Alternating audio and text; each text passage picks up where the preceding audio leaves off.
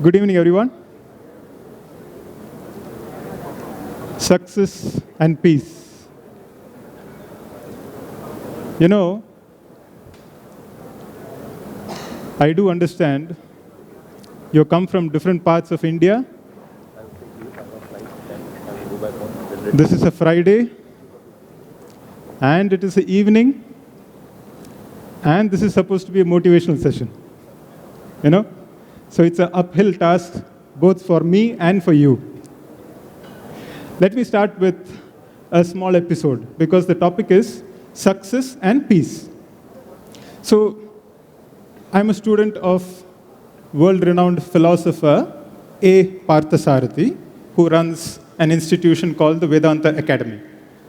And he conducts sessions all over the world. So this is an episode I'm sharing with you. There was once a lady who used to attend our teachers' sessions very regularly, and it was actually helping her in her life. And she found that her husband, who is a big businessman, was going through a lot of stress, tension, anxiety, etc., right? So she kept telling her husband, hey, look, I have been benefited. You must also attend this session of our teacher because you're going through so much of stress unnecessarily. You'll get a lot of peace. She kept telling. That guy is too busy. He doesn't have the time, right? So this lady kept complaining to my teacher that I'm telling my husband to come. He needs this. He needs peace, but he's not coming. This was going on for a few months. And one day, our teacher was invited by the lady for a meal at their house. And this is, in fact, in Mumbai. So over the meal, when this discussion came up, our teacher was asking the husband, hey, how are you? And pleasantries were exchanged. And then the lady is telling, sir, I've been telling him to attend your sessions. He's not attending at all. So our teacher was like, leave him alone, let him do what he wants. To which the husband says, sir, I'm a big follower of yours. I have your book in my study, very next to my bed. Then, you understand, our teacher is also confused. The lady is saying he doesn't follow. The husband is saying, I'm an ardent follower of yours. So the story goes that in his work, he has so much of stress, so much of tension, so much of anxiety. He said to our teacher, I tried sleeping pills, I tried psychiatrists, I tried meditation, I tried all sorts of things. Nothing helps. I pick up your book, within a minute, I fall off to sleep. So if you understand Vedanta, it will give you peace. Even if you don't understand Vedanta, it will give you peace. One way or the other, peace is assured. So, today's topic, success and peace. So you will appreciate that this topic is not confined to auto dealers alone, right? Everyone, everywhere in the world wants this combination, success and peace.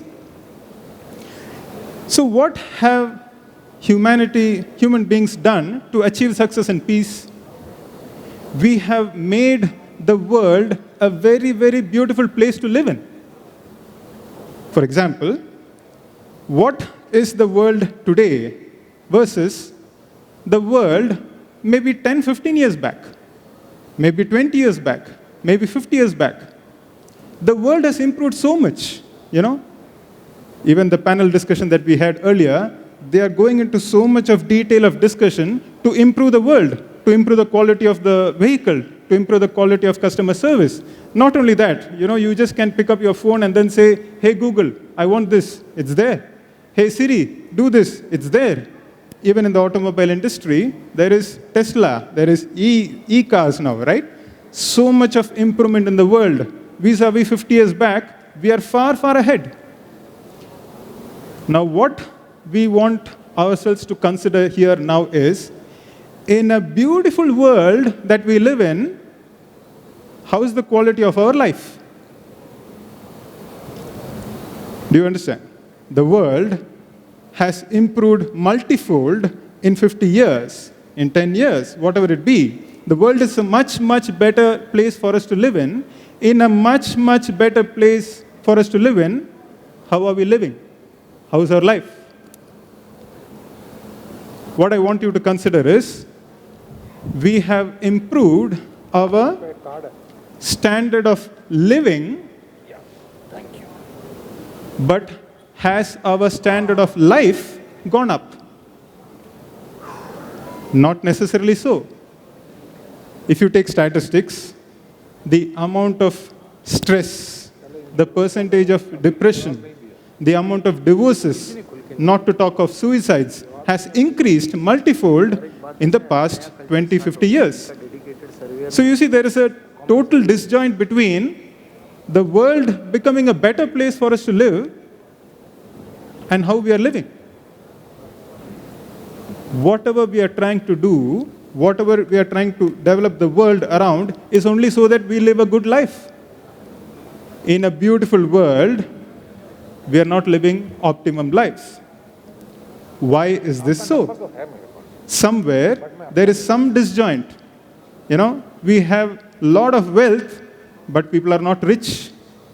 People have beautiful beds, but cannot sleep. People have acquaintances, but not true friends, true relationships. Somewhere, something has gone wrong. A group of thinkers in this country thought about this and found out that life is made up of two aspects. One is the world, the other is you, the individual. So you see, life is made up of you plus the world. The world, as we said, has been made a much, much better place for us to live. Medicine, science, law, politics, etc. has made the world a superb place. In a beautiful world, the life has not gone as much as it should have been because the individual has not been taken care of at all. The science that takes care of the individual is Vedanta. I repeat, science takes care of the world. Vedanta is a science that takes care of you, the individual. Because if you are taken care of, a beautiful you in a beautiful world can live a beautiful life. Otherwise, if you are not taken care of, a malnourished you in a beautiful world still does not have a beautiful life. So obviously the next question is, what are you? Who are you? When we are talking of you should be developed, are we talking about physical building? No, we are not talking about physical building. Vedanta analyzes, who are you? Who am I? Who is the individual? The individual is made up of, one is the outer personality, right? You can see my outer personality, I can see your outer personality. Within the outer personality lies your inner personality, which is made up of two aspects. You see it on the board. It's called the mind and the intellect. So you see, body performs actions. The mind is the seat of all our feelings, emotions, likes and dislikes and impulses, our wishes and wants, our desires. All this is my mind, is your mind, is our mind. Totally different from the mind is the intellect, which is the capacity to think, to reason, to analyze, judge, and come to a decision. So these are two wondrous equipments that every one of us are provided with. Now, why we are laying the foundation for this is, once you understand this, then you will understand the implication of development of the individual. The mind in us is like the child in us. Remember this. Even in a full-grown adult, the mind in the adult is like a child in the adult. The intellect is the adult in the person. In any household, it is always a pleasure to have children, isn't it? When there are children, so much of energy, so much of fun. But a child who is not monitored can lead to disaster. And that is exactly what is happening in our lives. The intellect has not been attended to at all. It has not been developed, as a result of which an ungoverned mind causes all sorts of problems in our life. So in the time that we have now, I'll quickly analyze what happens when you follow your intellect, what happens if you merely follow your mind. Right. How your life takes a turn if intellect supervises the mind. What happens if the mind takes control of your life without intellectual supervision? Now, the first thing that we'll see is rich versus poor. If anybody in this classroom does not want to be rich, we'll have a separate session later on. You know, everybody here, not in this classroom, everywhere else, wants to be rich. Now the question is, what is richness? Or what is poverty? Is a person who has 10 CR rich? Is a person who has 100 CR rich? Is a person who has 1000 CR rich? Is richness in quantum of wealth? Of course, we are mature enough to understand it is not just the quantum of wealth. We have heard some people say it is to do with contentment, satisfaction, you know? That is still not the full picture, because if you say it is to do with contentment, satisfaction, I would say you keep the contentment and give me your bank balance. You know, you can't gulp that. So we are not exactly clear what is richness, what is poverty. And yet we all want to be rich. You know, we find so many people who are very wealthy feel themselves poor. So then what is richness, what is poverty? If you don't understand this, you are in for trouble. And you need a clear intellect, a sharp intellect to understand what is richness so that you can be rich in your life. You see it on the screen. Richness is a ratio between quantum of wealth and the quantum of your desires. Richness is not dependent only on the quantum of wealth. This is what many people mistake it for. It is always quantum of wealth divided by quantum of desires. So if your desires are contained within your wealth, whatever be the wealth, you are a rich person. If your quantum of desires are not contained within your wealth, whatever be the quantum of wealth, you are a poor person. And what we don't realize is, as we are trying to increase our quantum of wealth in trying to become rich and rich and richer, an uncontrolled mind keeps increasing the quantum of desires. So, you see what happens in life, most people, they try hard to increase the numerator because they want to become rich. And who doesn't want to become rich? But because the mind is not under control, they are successful in increasing the numerator, but without their notice, the denominator is also increasing. So they become wealthier, but never rich. Simple example I'll give you. I'm giving a magnified example for us to understand this concept, right? If you take the interviews of people who have won lotteries, you know, at a sudden juncture in their life, they get a huge amount of wealth. And if you take their interviews around 2 to 3 years after they have won the lottery, almost 100% of them say it is the worst thing to have happened in their life.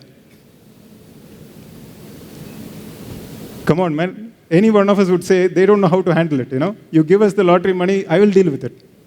You see, what has happened is they have got a sudden increase in the quantum of wealth, but they don't realize the new denominator is also increasing at a very rapid pace.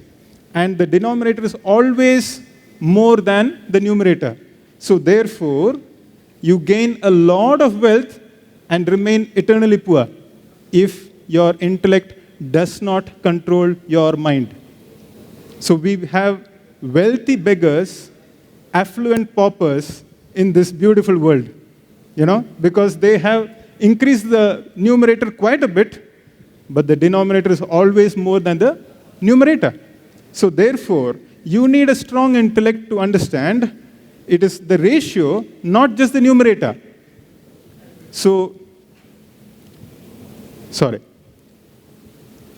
Just to put it in the form of this equation, you are rich when your wealth is greater than your desires. You are poor when your wealth is less than your desires. You need a strong intellect to keep your desires in check below the quantum of your wealth and keep increasing your wealth. There is no taboo to increasing wealth at all. Vedanta is not telling that you should give away your wealth. Please increase the wealth. But if you don't take care of the denominator, you will be increasing your wealth and remain eternally poor. Who wants to do that? If you follow your intellect, you are rich. If you merely follow the mind, you will be eternally poor. The next quality is love versus attachment. As far as relationships go, we all understand relationships should be built on love.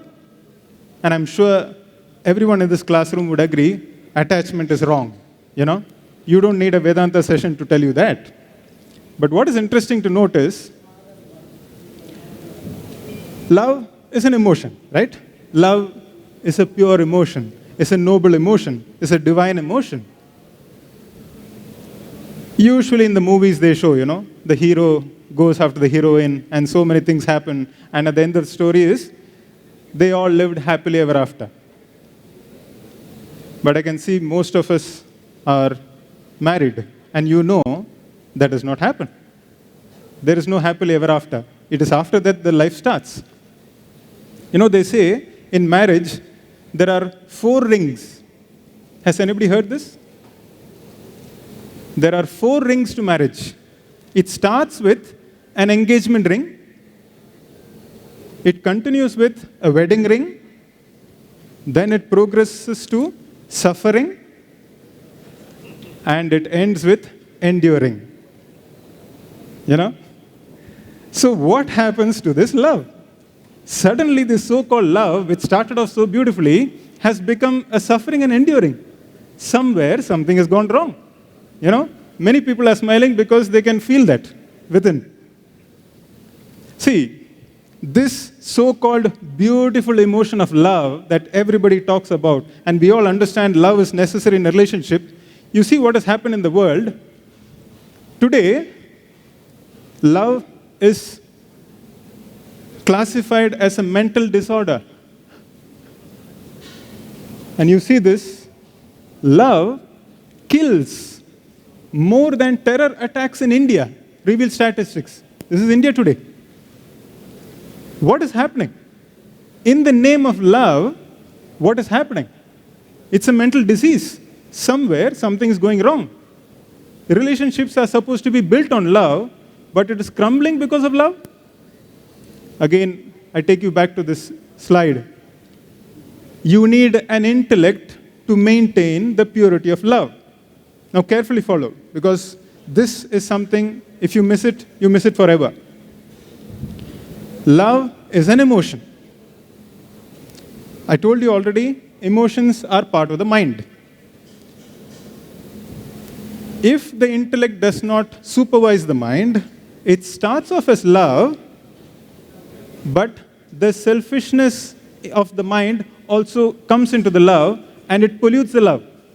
So therefore, what happens is, I love you, terms and conditions apply. That's what happens. You claim I love you to your spouse, to your children, to your parents, to your partners, whoever it be. You say I love you, terms and conditions apply. What are the terms and conditions? The terms and conditions are, as long as you are nice to me, as long as you massage my ego, as long as you agree with my thoughts, as long as you do whatever I tell you to do, I love you. So you see the way an uncontrolled mind functions is, before you know, the so-called pure love is polluted with the mind's selfishness, and it becomes attachment. The problem is, you need a sharp intellect to understand it is no more love, it is actually attachment. You think it is love. For example, they say in a glass of milk, if you pour a few drops of poison, it might still look like milk, but it is actually poison. Similarly, the poison of selfishness pollutes the love and makes it seem as love when it is actually attachment. Remember this. It is attachment that causes problems in relationships, not love. But people believe what they call as love is actually attachment. They don't realize it is attachment. You need a strong intellect to filter out the selfishness in this so-called love, which is actually attachment, to regain the purity of love. Without an intellect, if you go only on the basis of the mind, you don't realize what you think is love is actually attachment. Remember to rise in love and never fall in love. Everywhere people fall in love and break their knees, break their back, break everything. Why should we fall and break? We should rise in love, never fall in love. You will fall in attachment. In love, you rise. So again, you see, if your intellect is not developed, you cannot retain the purity of love. If you don't have an intellect, you cannot be rich. You will eternally remain poor. If you don't have an intellect, the strength of intellect, what you think is love is actually attachment. You don't realize it because your intellect is not aware. The next point, this is an important point, is the difference between intellect and intelligence. Throughout the world, people only run after intelligence. Intelligence is information, knowledge that you gain from external sources. From schools and universities, from teachers and textbooks, from lectures and seminars, you gain information, knowledge about various aspects of life. That is totally different from intellect, which is your capacity to think, to reason. Information, intelligence you gain from outside. Even now in this lecture, you are gaining information. That does not necessarily develop your intellect. Intellect is your capacity to think, and that you will have to put in effort to develop yourself. You could use this intelligence to develop it, but any amount of intelligence per se cannot develop your intellect. Many people mistake this and try to read more and more books, listen to more and more lectures. They are only gathering more and more information. Any amount of external information does not develop your intellect. In fact, it becomes a burden. You see it on the screen. All the intelligence that people carry without the intellect to apply it in life would tantamount to a mule carrying gold bars on its back. Again, intelligence acts like the horsepower in a car, and intellect, the steering wheel which controls and directs it. You will do well to make sure you have a power steering. A. Parthasarathi, the book, The Fall of the Human Intellect. So you see, there is a world of difference between intelligence and intellect. Intelligence is only knowledge. You need intellect to convert it into wisdom. Intelligence is information. You need a powerful intellect to make it into transformation. Otherwise, we are well read, but we are the same person. We'll go through the same problems. We know of so many things. See, the biggest problem that we all face is we all know what is right and wrong, but we can't do what is right and wrong. Everybody knows what is right and wrong. You don't need a lecture on that. But are you able to do what you think is right and avoid what you think is wrong? How many people can do that? Because it is still information, it is not yet transformation. You need an intellect to convert the information, think about it, absorb it, and transform yourself and make yourself wiser. So there is a world of difference between intelligence and intellect. Now we come to success versus failure. You see, again, without an intellect, you will not be able to achieve success. I'll tell you why. Success, this is the mantra for success. Somebody was asking, what is the mantra for success? This is the mantra for success. It has 3 words. Concentration, consistency, cooperation. Right? Now, what is concentration? Our teacher was conducting a session in an American university where around 2,000 students were sitting, and the topic was key to success, right? So the students were sitting in the front, and the professors were at the back. So he asked this question, what is concentration? A professor at the back answered, focus. So then the obvious next question was, what is focus? Somebody in the front said, concentration. We talk about concentration so much. We should concentrate. We even tell our children, when there is exam time, you should concentrate, beta, you should concentrate. Don't get distracted. You should concentrate. If he or she were to turn around and ask, Mama, Papa, what is concentration? Hey, chup, simply concentrate. What is concentration? Concentration is focus. Yes. What is focus? What prevents us from focusing? The mind's tendency, it's a natural tendency of the mind. The mind's tendency is to slip into the past and future. It's a natural tendency of everybody's mind. Not only my mind, not only your mind, everybody's mind. While you're sitting here, how many of you are concentrating? You're trying to, or you may not be trying to. Even if you're trying to concentrate, you will not be able to concentrate. Because the tendency of the mind is to slip into past and future, past and future, past and future. You need a strong intellect to control your mind and keep it at the present action. Unless you have a strong intellect, there is no way you're going to control your mind. You might want to concentrate, but you cannot concentrate. It's very, very difficult. A powerful mind and a weak intellect can never concentrate. And without concentration, the first step is gone. Even if you somehow try and concentrate, the next step is consistency.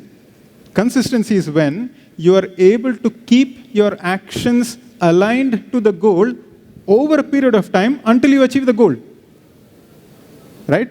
So people, what happens is, they start off 1 week, 2 week, few months, they are moving in a particular direction. Then after that, the mind gets distracted. It wants something else. So then it will go somewhere else. Let me try this out for some time, Then after some time, it's bored with this. Then it will go somewhere else. Anything, if you keep meandering, there is no power. When you channelize actions in any particular direction, then there is power. For example, water channelized in a particular direction has power. Light focused in a particular direction has power. Actions channelized in a particular direction has power. Unless you are able to develop your intellect and hold the mind to its particular actions until you achieve the goal, there is no consistency. So you see, a strong intellect is required for concentration and consistency, and the third aspect is cooperation, a spirit of cooperative endeavor. You need a strong intellect to understand, hey, look, however big I might be, I cannot achieve a particular goal all by myself. There are all these different elements required to achieve whatever be the purpose. No one man can do everything by himself or herself. So an understanding of that and appreciating that each one has a particular role. There is no one role which is big or small. Everyone has to play their role. So when you understand that, then there is cooperative endeavor. It is a spirit of cooperative endeavor. Otherwise, the mind gets into the feeling that I know it all, I do it all. You need concentration, you need consistency, you need cooperation to achieve success. And last is peace versus stress. You see, again, today's mantra almost is, I'm stressed, I'm stressed, I'm stressed. Somebody was asking me as we entered, oh, you're going to give the talk. What is the mantra for peace? What is the mantra for peace, Because the constant mantra is stress. I'm stressed, I'm anxious, tension, too much tension, that kind of a thing. If you were to go to the cause of stress and you ask anybody, what is causing the stress? You will say, maybe the weather is causing the stress, maybe the traffic is causing the stress, maybe your subordinates are causing the stress, or at workplace it's okay, at home it is a worse situation, I don't want to go back home. We keep pointing fingers at everything outside as the cause for stress, and therefore, to achieve peace, what we do is we try to change things outside. The first lesson to learn is stress is not external, it's an internal phenomenon. It is your uncontrolled mind that causes stress, not the world outside. You see it on the screen. It is not whom or what you meet in life that matters, but how you meet it. I repeat, it is not what or whom you meet in life that matters, but how you meet it. That makes all the difference. I'll give you a couple of examples. A man picks up a cigarette and starts smoking, He finds so much of pleasure in that. Another man detests smoking. Even if somebody else is smoking nearby, he can't stand it. Now, cigarette being the same produces pleasure to one, pain to another. Therefore, it cannot be in the cigarette, because it produces pleasure to one, pain to another. Another example. A man goes to a lawyer and tells him, sir, I want to divorce my wife. I can't stand her. And he says, it'll take X number of months. That fellow says, is there any way I'll pay you a little extra? Do whatever paperwork you want. I want to get rid of her as soon as possible. Another man is coming to the same lawyer and saying, tell me when the divorce is happening, because I want to marry the same lady. Lady being the same produces ecstasy to one, agony to another. Therefore, I put it up to you, it is not in the person, it is not in the object, but how you relate to it. If you learn the art of relating to objects and beings in the world properly, there is no problem. But if you don't, even in the best of objects and beings, you will still suffer. You all have heard of the Greek philosopher Socrates? Socrates, right? So a boy went up to Socrates and asked him, sir, I want to get married. Do you have any advice on this? Socrates immediately said, son, by all means get married. If you get a good wife, you will be happy. If you get a bad one, you will become a philosopher. Some of you are laughing. You're all potential philosophers, that means. If you get a good wife, you will be happy. If you get a bad one, you'll become a philosopher. And for those who you know, Socrates' wife, her name was Xanthippe. She was a terrible woman, right? She was very rude and she had a very foul temper. Anything little bit, she'll get angry. So one day, Socrates was teaching to his students. And the wife was calling him from inside, for maybe meal or whatever it is. So she called 2 times, and because he was teaching his students something on nature and all, he thought he'll just finish it in 5 minutes and go back. Now, after the second call, the wife comes and pours a whole bucket of dirty water on Socrates. Imagine the situation. Socrates, a world-renowned philosopher, is teaching his students. In front of his students, as he's teaching, the lady comes and pours bad water, dirty water, And Socrates' reaction was, students, now you know, when it roars, it rains. His reaction was, when it roars, it rains. You see, he knows how to relate to that person properly. It is not what or whom you meet in life that matters, but how you meet it. If you know the art of meeting the world properly, then life is a comedy to those who think, meaning those who use their intellect. A tragedy to those who feel, meaning those who merely function at the level of the mind. Life is a comedy to those who think.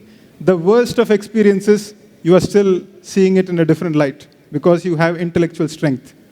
The best of things, you will still suffer if you don't know how to relate to it properly. So peace or stress is an internal phenomenon, not an external phenomenon. What causes stress is your own uncontrolled mind. You see it on the screen. Desires multiply like bacteria. Unfulfilled desires, along with their modifications, produce stress. You need to use your intellect to constantly monitor your desires. Carefully note, he is not saying desires are wrong per se, but uncontrolled, ungoverned desires cause stress.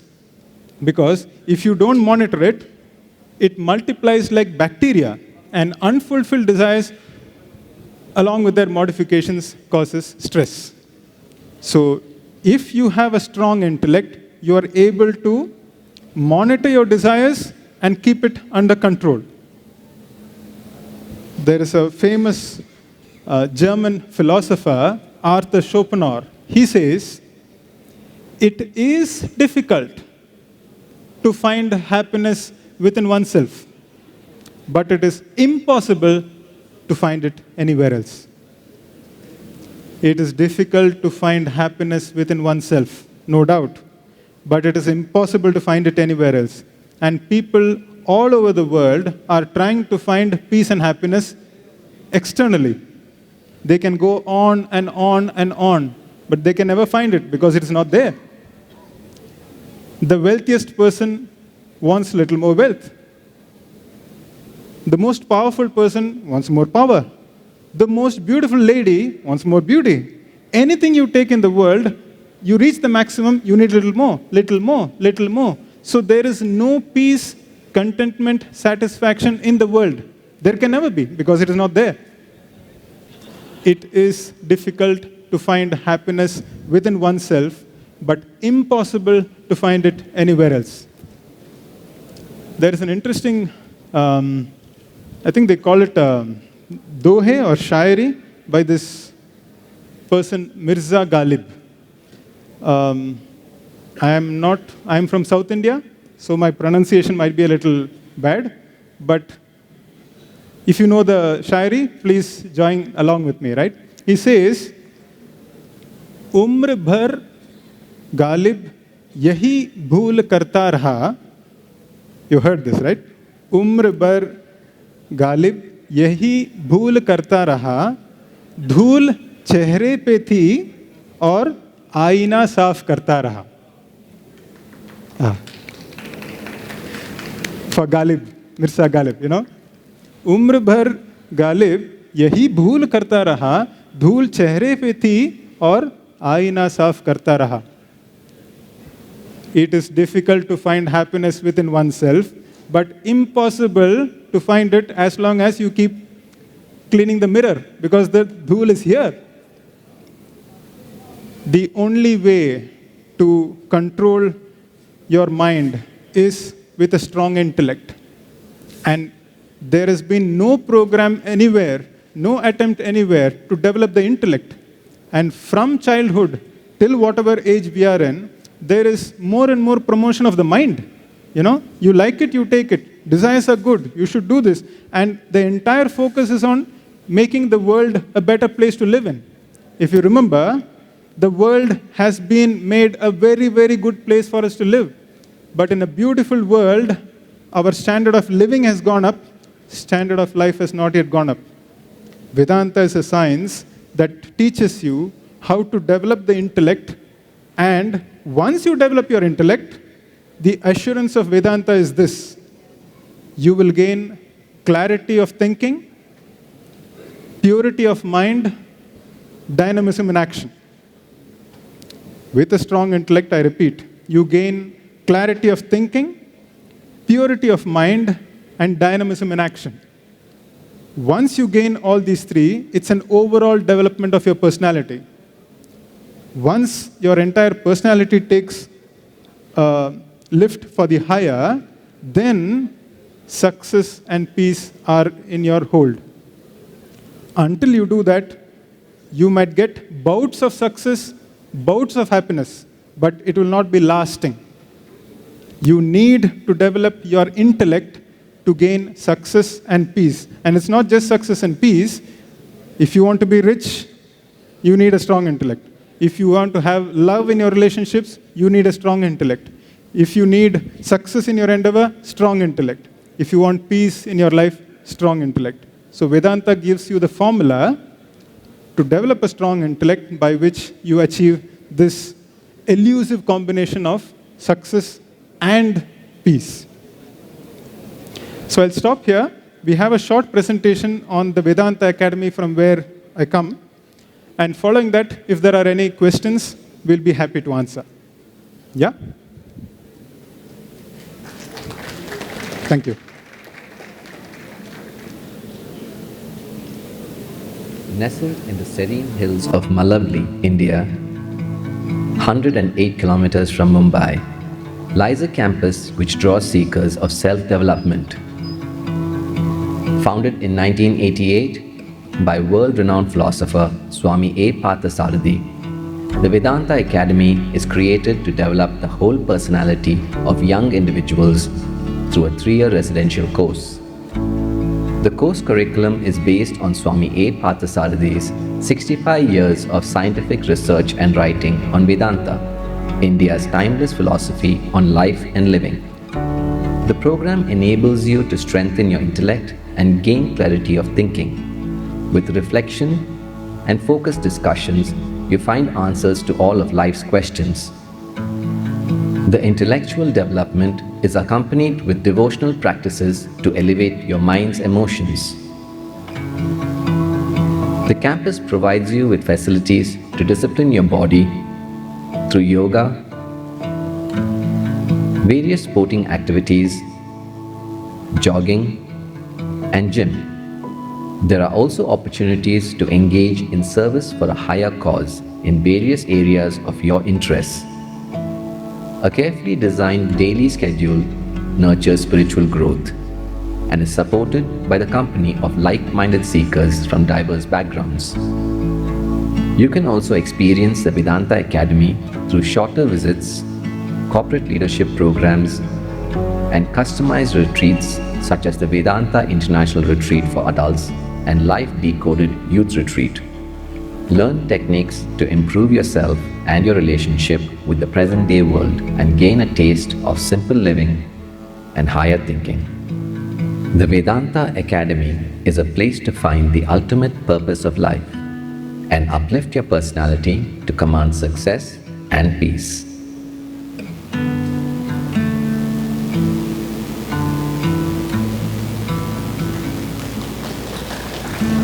Nestled in the serene hills of Malavali, India.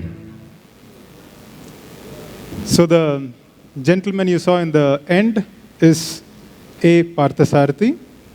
He in fact turned 97 years old 2 days back. Yeah, going strong. you know. Thank you. So if there are any questions, we'll be happy to answer. You know, if there are no questions, usually it's the presentation has been so good, or let's assume it was good, you know. Thank you. Yes, sir.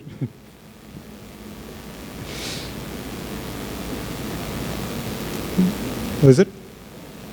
Maybe we'll, due to some time constraints, we're not able to take up questions. We can even meet afterwards in case you wish to. Yeah? Okay. Thank you.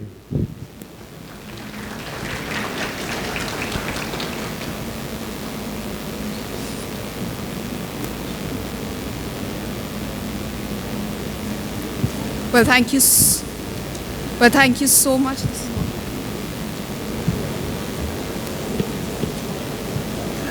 Well, thank you so much, Mr. Santosh. That motivational session was really robust. It was formidable. Thank you so much for giving us your time. And right now is the time for felicitation. And I would like to request Mr. Nikun Sanghi to felicitate Mr. Santosh. Can we have huge warm claps? Everyone out here, thank you so much.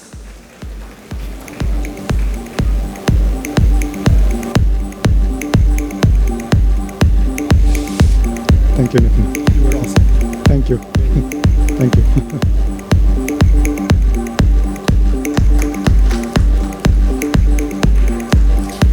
And I would request for a group picture here. Forward to coming to the Sure, sure. Yes. Thank you so much. Nick, sorry? Oh, is it? Okay.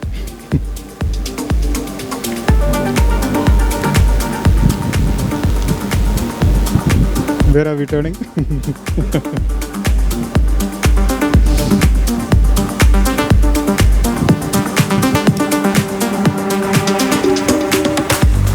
Oh,